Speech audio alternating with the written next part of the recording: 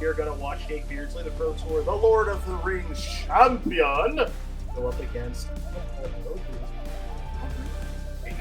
playing his trusty Rakdos scam deck. Take a look at the opening hands here, and Jarvis, there's really not much of a better way to start than Ragavan against Tron. Yeah. One thing to note: 2 cups of Dismember in Emma's deck. She has one for the Ragavan, and Ooh. is that the third Tron piece? And Jake has no second land. Okay, well, this one could be over before it even begins. Now, it is worth noting that Jake does have a Dauthi Voidwalker and a Thoughtseize. If a second land, ideally a black source, does come rolling off the top, but it does not. So, Jake is going to fire off this Thoughtseize. It's between Expedition Map and Relic of Progenitus. Jarv, what you taking and why? I am taking Expedition Map. It just represents another threat in a second Urza Saga. Emma has all of her lands lined up, but the Relic kind of just cycles for a random card, whereas the map represents a second Saga down the line.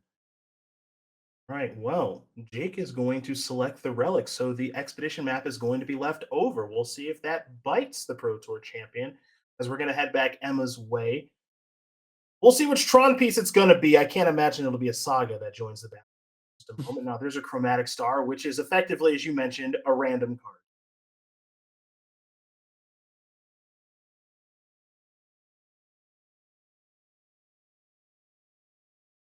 So there is the map.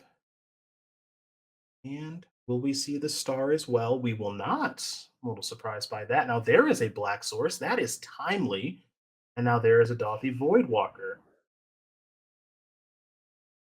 And if memory serves, Jarvis, Chromatic Star and Dauthi Voidwalker, is there a thing there?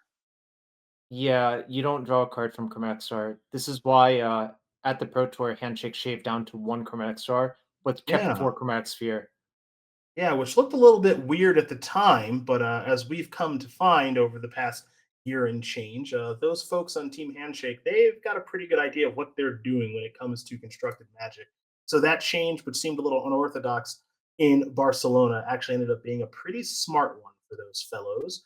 A payoff has shown up here, Jarvis, in Karn, the Great Creator, which means it might be time to take a look at the old sideboard. Yep, I'm doing the exact same thing. Let's see what the best Uh, thing we can get here is.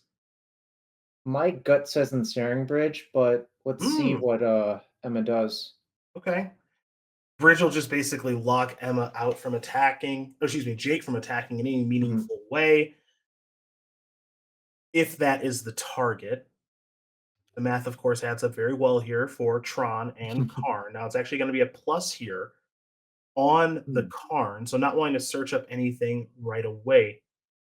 We'll head back over Jake's way. Ooh, a lightning bolt is a pretty good step. Jeez, it's rather punishing right now. Yeah, that's kind of an odd decision because plussing Karn, I imagine, is to play around Bolt, but if Jake has a Bolt, the Voidwalker plus Bolt take out the Karn anyway, so I'm a little bit puzzled about what the plan is here. Yeah, I think the only other reason to pump the Karn there, you're working with pretty good information on your opponent not having a lightning bolt. Of course, they can draw one, which is what took place. Maybe the idea was if I plus up to 6, knock it down to 3, Bowmaster can knock it down to 2, and then I can search for a really huge thing like a Mhm. Cityscape Leveler that they can't beat. And if I search for a Cityscape Leveler immediately and then my opponent draws a Thoughtseize or a Grief, then I lose. I think that could be some of the rationale that we saw there. Mhm. So the Karn doesn't get anything done in a meaningful way. It bites the dust from the lightning bolts, from the lightning bolt and the Voidwalker. No, that's a Hmm. good draw step. That's a chromatic. Excuse me, that's an ancient stirrings, which is going to take a look at the top five. And Urza's power plant Oh, no. is what Emma has found. So that's a swing and a miss. Here comes the star.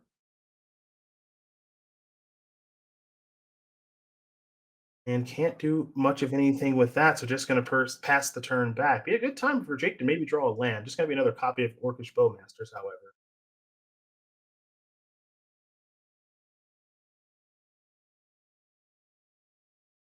And it looks like it's just going to be another Voidwalker here for Beardsley. An attack for 3 is going to bring Emma down. Actually, it's not going to be attack for 3. What are we going to do here instead? I think it's make a Karn, right? Oh, okay. Right. Okay. So this can actually be quite difficult for the opposing Tron decks to beat. Yep. Jarvis, let's talk about the things that this shuts down. Chromatic Star. More importantly, Oblivion Stone, I think, is the big one. And is Jake is going into the sideboard? Uh, Probably. Let's see what he's going to get. You can What get did he? A Pithing pitting Needle, needle. Chalice of the Void, Cursed Totem, Agatha's Soul Cauldron. Some of those are not so good, but the needle obviously makes sense. Okay, yes, so the needle is an answer for the Urza Saga. Aha! But a Beseiju is the draw now. So back and forth we are going to go. Here is the Saga.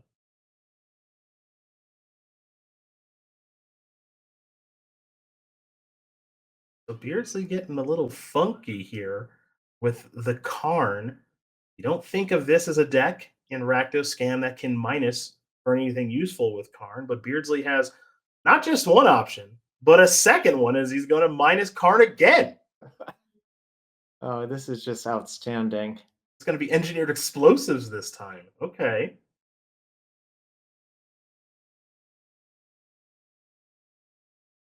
Didn't know I was going to wake up today and call Karn minusing against Tron from Rakdos, but this is what makes Magic such a wonderful game. Is the Voidwalker is going to attack here for 3, going to bring Partlow down to 13. Here's what we know about Tron. It has a lot of good draw steps in situations like this. Now, Karn makes them significantly less good, like a card like Expedition Map and Chromatic Spheres and Stars are going to be quite poor right now, but there are some heavy hitters that can be found. Yeah, I think the best one to draw was probably the hungry boy himself, Ulamog. Yes, indeed. Has not shown up just yet, but we know what it's like when it does from Tron. It generally spells game over. Other draws here include Wormcoil Engine, All is Dust, and Ugin. I normally would say the One Ring, but that opposing Karn is even making that card. Oh dear. Oh dear, indeed. Magus of the Moon may be joining the battlefield soon. For now, Karn's going to plus.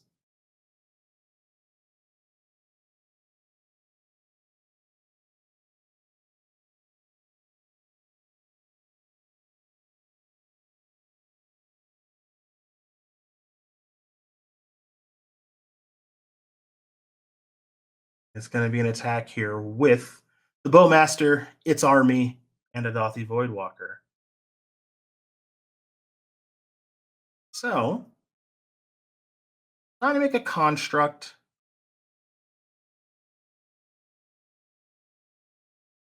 And there, as you can see, because of the Bowmaster in Beardsley's hand, excuse me, no favorable blocks in this situation. Beardsley going to pounce at the opportunity to actually cast an Undying Evil on the Bowmaster. That card wasn't going to be particularly useful otherwise. So the construct is going to bite the dust from the Bowmasters coming back. Beardsley will get a shot. The army will grow. Now here's a Pithing Needle. I have to imagine on Urza's Saga. I'm not so sure about that. Yeah, I think naming Ugin makes a lot more sense. That's a fair point, actually. That's one of the few cards you can lose to in a spot like this. Right. No muss, no fuss, as Partlow's going to take care of that Pithing Needle. Now, Jarvis, this looks innocent on the surface, but this is actually quite good for Jake Beardsley. Yeah, he'll get a basic swamp, I suspect, or I guess Blood Crypt. I guess there's not much game left to play after the Magus enters play. Yeah, given the life totals here, Partlow at 8. Urza's Oh Mine dear. is the draw. Could crank out another construct token, but it's going to be game over as Jake Beardsley is going to win game number 1 here over Emma Partlow. Scam doing it's not the scamming, but enough to get the job done there in game number 1. I kind of feel like Voidwalker casting Karn is somewhere to scamming. Scam adjacent. Yeah. I would say scam adjacent. Yeah, I think where it might have gone afoul there was the Karn turn for Emma. I'm kind of interested to think about what would have happened if there had been an ensnaring bridge in play at that turn. Yeah, I think the game looks significantly different at that stage of things. You play the Karn, you get the bridge. The Void Walker can't attack, which of course means that the Void Walker would have never allowed the Void Walker would never put a Karn onto the battlefield, which certainly changed the complexion of that first game that we just watched. So these players are going to the drawing board. A lot of cards moving in and out for both of them. Jake's deck, I think Jarvis gets appreciably better after sideboard two by being Yeah. able to get these fatal pushes and maybe some of these bowmasters out of the deck. I think he left in a lot of the Bowmasters because of the Chromatic Stars. Sure. Well, this hand here from Partlow is not what the doctor ordered. There are no Tron pieces there. There are some Tron pieces here, however.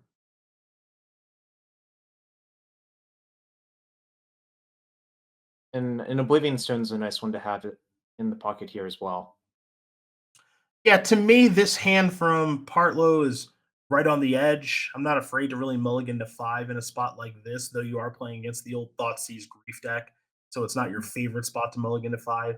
I think if I'm Emma, I'm going to end up keeping this hand and think about what I want to put back. Jake's side of things, an incredibly unimpressive hand with Grief, a couple copies of Shieldred, Bone Crusher Giant, Molten Collapse, and Lands. So this is a game based off of what the opening hands were looking like before Jake took Mm. another mulligan. I thought would be winnable for Emma. Now it's getting a lot more difficult here, partner, because Jake's hand looks to be pretty good now. I believe this is a 5-card hand for him, right? I think it is going down to 5, in which case I'm going to guess the Bowmaster's back too. I think I like putting land back more. Okay, Uh, Mostly it makes. I mean, you have a lot of lands in your deck, and drawing one. I kind of think so. Imagine this: 3 of your cards are gone, right? sure. So if you don't bottom a land, then you're just not going to have any spells to work with afterwards. Oh yeah, I sure. I made the mistake of forgetting that Grief has to exile a black card. Okay, I Yeah, see. Then yeah, then you're that's playing my me. yeah, that's my bad. Because Bowmasters is the perfect fodder to exile to this, and then Not Dead After All, and then alongside Dothy Voidwalker, that's a pretty darn good clock in a situation like this. Yeah, this is going to be another situation where Emma's going to need to top deck out of this. Well, Tron's not that bad at doing that. Yeah, the other issue is we don't even have Tron lined up, so that sort of narrows the range of what we can top deck into. We certainly agree in that regard. Baby steps, baby steps. So the Oblivion Stone and the One Ring, those are in the graveyard now, thanks to Grief. Scamming is complete. Let's see what the draw step is. It's going to be a Hmm. Beseiju who endures. I think now's a good time to play that Saga. Saga can slowly but surely get an expedition map, which will allow you to complete the Tron. Not the fastest process in the world, but it is something, as now Grief is going to start getting into the red zone.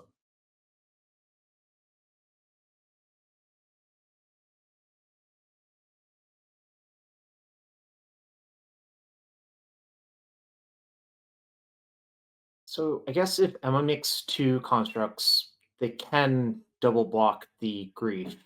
And you Mhm. just take a turn off from using the map, but I think that's probably fine in this situation.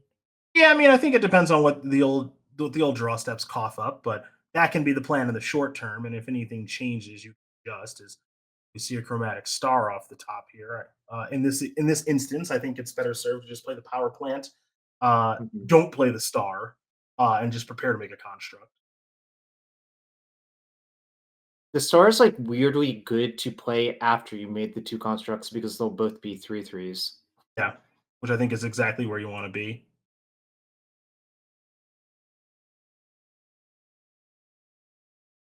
For all of the noise of scammed grief, it still takes like 5 turns to kill. Oh dear. Never Well, mind. so this is interesting, right? Because Yeah. the other grief, alongside Not Dead After All, it's only going to get one card, and you do Yep. get the opportunity to still kind of set up the play that you talked about previously, which is the double block.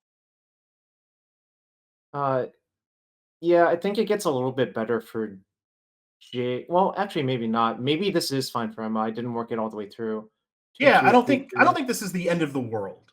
Sure. And I do think it's possible that after Jake sees the hand, like, is it a lock he plays not dead after all? I think it is because of Emma being at 12. If you don't Okay. do that, the 2 constructs will just trade off for grief. Okay, sure, That sure. then you're left with Blood Crypt versus a Tron player who has a bunch of lands, but then you have no pressure, so you're probably gonna lose that game. Gotcha.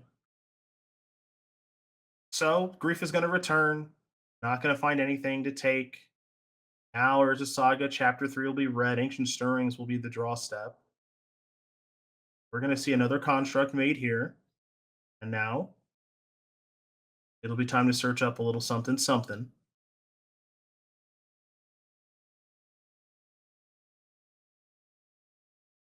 Gonna be a copy of Haywire Might. And now it'll be Ancient Stirring. So let's see what we got cooking here. Is this maybe the missing Tower of Power? Gonna be a copy of the One Ring, which isn't that bad. Seems pretty darn good to me here, honestly, because I don't think Emma will be killed by the griefs before she'll get out of it. And as an emergency, break the glass door button, you can always use your Haywire Might to kill your own One Ring. Mm-hmm. So now here come the griefs, plural. And what will the double block be? It's going to be Haywire Might and a construct token. So that plan of potentially using the Haywire Might to take care of the One Ring, that's off the table now. But 2 life is gained. Being at 10 and then falling down to 9 against a 4 power creature means that you're working with multiple turns now. Now here comes the draw. It'll be another copy of Chromatic Star. No time like the present for a One Ring.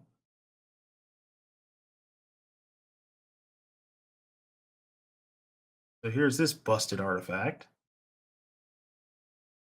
And Ooh. Oblivion Stone is the draw. Well, the attack, of course, is about as free as it gets, but it looks like no attack here from the construct token. Thoughtseize does nothing against the One Ring's protection on this turn. Yeah, I did notice that Jake cited in the Bone Crusher Giants as well for Yeah. scenarios like this. Yep. You're going to get a burden counter trigger from the One Ring, which is going to bring Emma down to 8. It might be time to get a little deeper into that deck, my friend. So, second counter, you got a Karn the Great Creator among the cards here.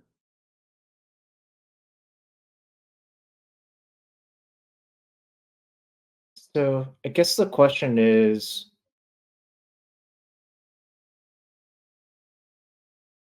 I was thinking about if you should cycle some of the eggs first to see if you hit a Tron piece, but Sure. there is That's risk associated with that, obviously. of course. I mean, there is an opportunity to maximize your mana potential in that instance. It looks like it's just going to be Karn. And now Karn is going to go search for something out of the sideboard. It's This another might be one of Haywire those. Might. Say it again. No, there's only one Haywire Might. I know some of the Tron lists used to have multiple Haywire Mights. Would another Haywire Might would be like weirdly good here, honestly. Yeah, it wouldn't be bad at all. I mean, getting this ring off the battlefield, that's starting to become what the game is about. Because now Beardsley's actually got it set up pretty well here, which is an attack for 4. Now, again, where's that attack for 4 going to go? You go towards Karn, you solve that problem. You go towards Emma, you bring your opponent down to 4. Ring brings them down to 2. And then Karn would have to find an answer for the ring. Otherwise, the game would end. So worth noting, Emma actually does have a copy of Phyrexian Metamorph, which is another way to reset the ring as well. Yeah, you have to do it through we have to do it through a sphere because of the blue mana requirement. Yeah. But that is a way to do it. You are right. Well, I guess you could take 2 damage to cast it as well. Well, if we do attack for 4, put you to Sure. 4, ring trigger, put you to 2. Oh, yeah. I Yeah, see. and then metamorph. If you pay the Phyrexian mana, that's lights out. Mhm. Here's your thoughts, C's. Let's just start here, see what Jake wants to do with this newfound information of a chromatic star, an ensnaring bridge, and an oblivion stone.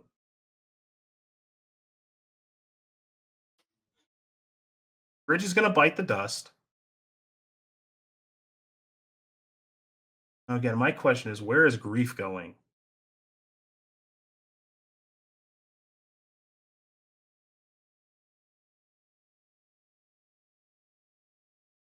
Yeah, it's really interesting, right? Like I bet what Jake has opened on another window is Emma's Karn sideboard, just trying to figure out what would happen, right? Yeah. Yep. And I think that's the thing you have to take into account is what happens if I leave this alive? Am I better served to just go to the face, bring you down to 4, ring brings you down to 2, and then we see what happens from there? This question's about to be answered. Will Karn leave the battlefield or not? Because no blocking is going to happen here due to the menace on grief. I think if you know about the metamorph in the sideboard, yeah, like my instinct is you have to kill the Karn because of the known metamorph. Well, Karn down.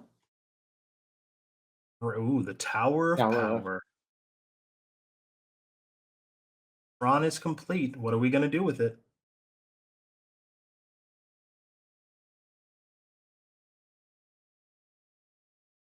It'll be Oblivion Stone to start.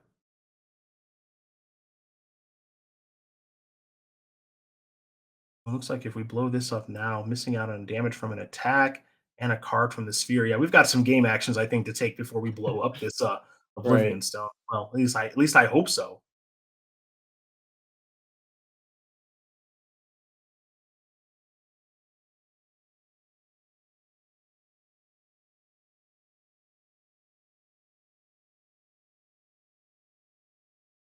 Well, I don't love the sequencing there, but the grief Yeah. situation is handled. So here's a chromatic star,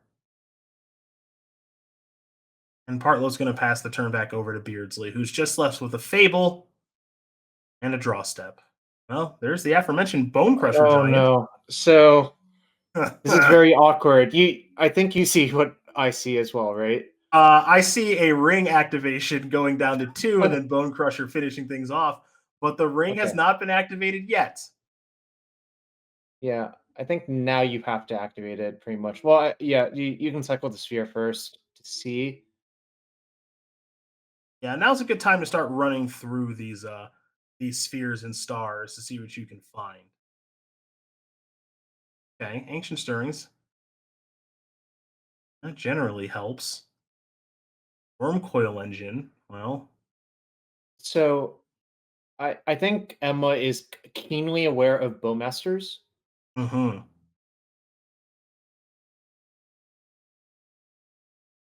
We And you would think probably, that Worm Coil would be timely to save you, especially if you don't activate that ring. But partner, we know the truth. I think I would have liked to just dig 3 to trying to find another ring. Of course, there's only 2 copies left, Mm-hmm. but a Karn would have worked if we had led with that sequence at the beginning. A Stomp is going to bring Partlow down to 1. Beardsley's going Yeah, to play Fable, that's and all she wrote. it looks like the one ring. It's not just random text on that card. Those burden Mm. counters can be exactly that, a burden. And that's what they're going to be here for Emma Partlow. As Beardsley has wiggled his way out of this situation, which is a difficult one for the scam deck to do once Tron has all this mana and a ring going, but able to do just enough to get the job done, Jarvis. Yeah, it looks like Jake will have a rematch, a revenge rematch versus me, right? That's what it's looking like. That's what it's looking